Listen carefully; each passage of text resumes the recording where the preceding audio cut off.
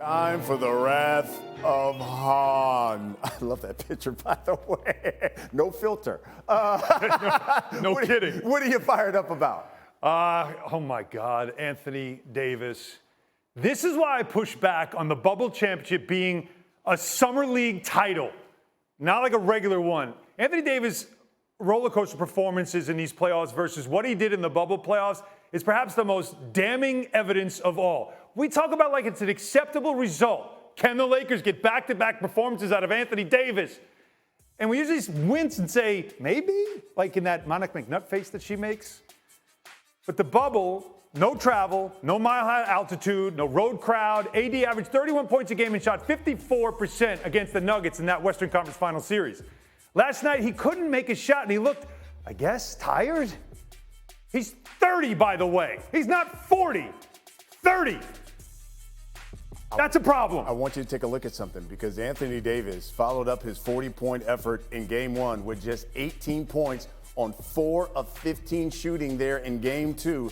That is his worst field goal percentage in a game in his playoff career in which he took at least 10 shots. All right, back with the guys here. And, Perk, I know you talked about it earlier. What do you make of AD's play? Because for Laker fans, this is what gets them all riled up. You have a great game and then not so great game. Great game, they want consistency out of AD. What do you make about the disappearing act last night? Well, one, I don't know why Allen is getting my blood pressure wild up. Like this, I have a problem with people minimizing what the Lakers did in the bubble. We had players that were leaving the bubble, like talking about their psyche and how they felt like they just did a bid in jail. Like they had to overcome so much being in there. It was a struggle. If you talk about mental toughness, that was mental toughness at its finest. Look, Anthony Davis, I don't know what to say, but he's been inconsistent his entire career. And that's been his problem outside of him being injured. Now, we know he's going to bounce back and have one of those historical performances come Game 3. But for the life of me, I don't know why he can't be consistent. I don't know if it's his lack of focus in between games. I don't know what it is when it comes down to Anthony Davis. But when you have a generational talent like AD, he still should have an impact. No matter what he shoot from the field, he still can have an impact on the game so great that you can say, man, AD shot 4 for 15, but he balled out of control. We just witnessed it with Russell Westbrook when he was playing against the Phoenix Suns. I believe he shot 3 for 19 or something to that nature. And we was like, that was the best 3 for 19 game we ever seen because of his effort. And I think Anthony Davis could have the same impact. Zach? All right. First of all, Alan Hahn, you got guts, my friend, to argue that the bubble was a fluke when all 4 of the bubble teams are back playing right now. Takes some guts. And Perk, I agree with you on that. Everybody in the bubble had to play in the same conditions. Some teams quaked, some teams rose up. Give those teams their credit, and they're all back now. As for AD, he's inconsistent offensively. I get it. 4 of 15 is not good enough. He makes 3 more shots, the Lakers might win that game. I just disagree with Perk on the defense. I thought he had a major impact on defense the whole game. The one big adjustment the Lakers have made this entire series is we're going to put AD on Aaron Gordon. Good luck solving that. He's going to roam. He's going to patrol the rim. And the Nuggets haven't really solved that. They only scored 108 points. Their offense wasn't very good last night. So I think defensively the impact was there. Shooting, sure, nitpick it. It's fair. He scored 40 in Game 1, whatever, 18 last night, whatever it was. Not good enough. I just think the defense has been consistent, and the bubble counts. No discounting the bubble. All right. Here's the point. Here's you. You missed it. Because no, I didn't. You said the bubble was a fluke. Where did I say the bubble was a fluke? Fluke? Right there. What I said. With your mean face. No, the point. See, again, this is all deflecting away from the actual point I'm making, which is in a controlled environment, Anthony Davis game to game can be great. But in this situation, we're asking him, can you do it game to game? We know he can, and when it's in that kind of environment. You're right about his offense, that's all I said. You're wrong about his defense. But the point is the game-to-game thing, that in controlled environments, he was terrific every game. But here, he has to deal with a lot of other things, and we wonder, can you do it game to game? This isn't about all the other teams. This is just about him. Go ahead, Perk. Alan, that's not true. In the bubble, we were having these same conversations, calling out AD throughout the course of the bubbles when they was making a run. We was calling them out when they played against the Rockets because he wasn't dominating. And then all of a sudden he went out there and put on the performance. So his inconsistency was going on throughout the course of the bubble as well. When I saw that, I was like, he's channeling his Kendrick Perkins, because the only thing he didn't say was, carry the hell on. What do you think? Well, one, the reason that we were talking about did the Lakers find something is because the Nuggets blew a 25-point lead in that game. Okay, that's the first thing. The second thing is, I could recall going on plenty of shows and we were actually having a conversation about, is Jokic the best player in the world? And I heard a few people say it. So what is he talking about? I don't understand. But I get it. I think I get it. He's trying to keep his team motivated to be this great underdog story so they can keep that fire in them or whatever the case may be. But what we have to say about the Denver Nuggets, what does it even matter? If in your locker room, y'all have a goal of winning the championship, who gives a damn what anybody has to say about you or what people are not saying about you? Because internally, all that matters is that the people in that organization believe that you're going to win a championship. So put that in your pipe and smoke. What do you think, Wendy? It would have been more impressive for Michael to say that before the game, yes, as opposed to after the game. It was a little easier to pound your chest after you've done it. But I will say this, like, the Nuggets definitely thrive in the situation. Don't tell anybody. They're the number one seed. They have home court advantage, and Jokic is a two-time MVP.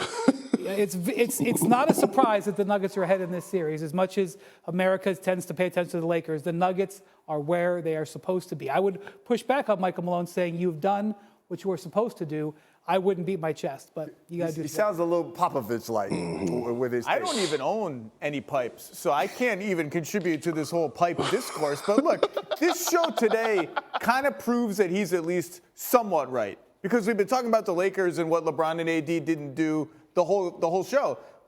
What he has to understand is, number one, it's about LeBron James. LeBron James is arguably the greatest player in the history of the sport. He's a legend, so whatever he does is going to be talked about a lot. Maybe Nikola Jokic will be like that in 10 years. Everything will be about Nikola Jokic. But Perk is right.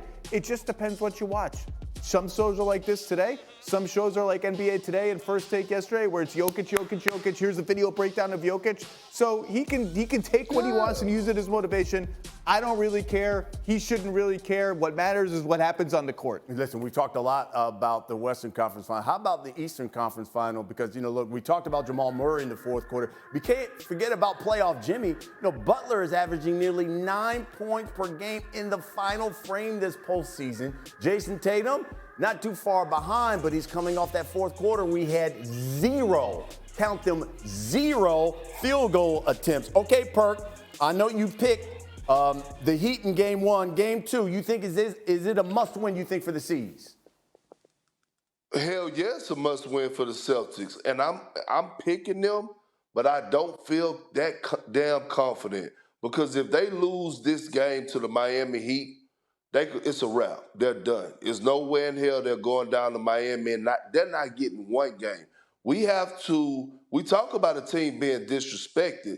We disrespect the Miami Heat on a day-to-day basis, including myself, when you talk about how good they are. But Jayson Tatum, we talk about him scoring 0 points in the fourth quarter, and rightfully so, but he has to go demand the damn basketball. We could blame a little bit on Coach Mazzulla and talk about putting him in position to be successful, but you're that guy.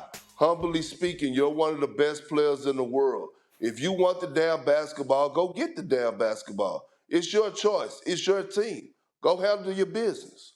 I see you shaking your head, Zach. No, I mean, he's not wrong. It was the same with Joel Embiid down the stretch of Game 6 when Philly's season really slipped away. He didn't get the ball, and that's on everybody. It's on Doc Rivers, it's on James Harden, it's on Joel Embiid, and that's on Jayson Tatum, at least a little bit too. But our standards, man, they are high. Because his 2 games before that were saving their season in Game 6 in Philly with shot after shot in the fourth quarter. and 51 in Game 7. And we just showed his fourth quarter numbers, third in scoring. So, look, a game, the longer you go in the playoffs, weird stuff is going to happen. Overall, he's fine. As for tonight, I think Boston is going to win. Game 2 at home after losing Game 1 has usually been like an emphatic home team win. But I actually don't think it's a must-win. I think the Celtics could lose tonight and still win the series because they're that talented and they're that, frankly, schizophrenic and up and down as a team that it wouldn't shock me if they went to Miami and won 2. And that's no disrespect to Miami. That's just how Boston is. I don't know what the hell is going on with Allen this morning, but Allen, listen, they have some moves that they can actually make. We thought the Lakers were done this season. Then all of a sudden, Rob Pelinka pulls a rabbit out the hat at the trade deadline. They make some moves, shake some things up, and here we are.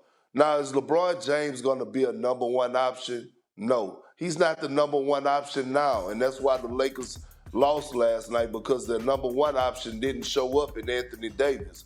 But they're going to have pieces. They have a guy by the name of Kyrie Irving that's going to be out there on the market. Now, I know Wendy and Zach could school me on how the cap space work and could they sign him and things to that nature, because I don't know a damn thing about space. All I know about is watching the game and knowing that Kyrie Irving would love to go back and partner up with LeBron James, because he hasn't been the Kyrie Irving that we know since he's left LeBron James. Wendy? I'm really impressed with the way the Lakers play. I like the way they defend. I like the way that they've developed some of their role players. I think that this team is not done at all. And regardless of Kyrie, I think they can still add a piece or two in the offseason. By the way, I am not impressed with the rest of the Western Conference. Phoenix doesn't have those players yet. Dallas went backwards, and we thought they were going to be a team of the future. We don't know who's coming back from the Warriors. I think Denver is the team. Memphis and New Orleans were the future of the West. I don't know. I mean, Denver might be the team that they got to deal with. So, no, I don't think it's his last chance because I just believe I just am so impressed with where the Lakers are right now. Yeah, I'm not. I agree with Brian. I mean, they've reinvented themselves in season this year, and as long as LeBron is there, they are going to approach every season with win now complete urgency. They still have some chips to play. We'll see what they do in the offseason. And the West is a little muddled right now. So maybe it is. Maybe he'll never get a chance quite this good, but I wouldn't be surprised if they're back around here next year. How old is he going to be again next year? He's old, man. We get it. He's old. So you're saying they're always going to be out winning championship. He's getting older. It happens. It's okay to just say, yeah, this might be the best shot he's got. It's all right to say that. This is the best shot. Right? That's what it is. This is an opportunity for him. And this is one that you want to see happen. I am rooting for this story so bad. I want to watch The Last Dance LeBron Chronicles one day, because this has been a fun story. Dylan Brooks calling him old, all this stuff, getting over the hump against Steph Curry. Didn't work out for Dylan Brooks. This has been great, right? But that's what I mean. This has been a great story. Each episode so far has been fun, and now this episode will include him having to come back from an 0-2 deficit. Perk, I'm going to give you the last word. Allen, no one is disagreeing with you as far as LeBron James is getting old. But what we're saying is that we don't expect him to be a number one option, but still at 38 going on 39, he's still capable of being a number two option or even a third option. That's what we're saying. We're not saying that he's going to lead the team. That's why we're putting so much. That's why we put the expectations on Anthony Davis like we do. Right, but you just basically said this. Now we've got to get a better number one option for him.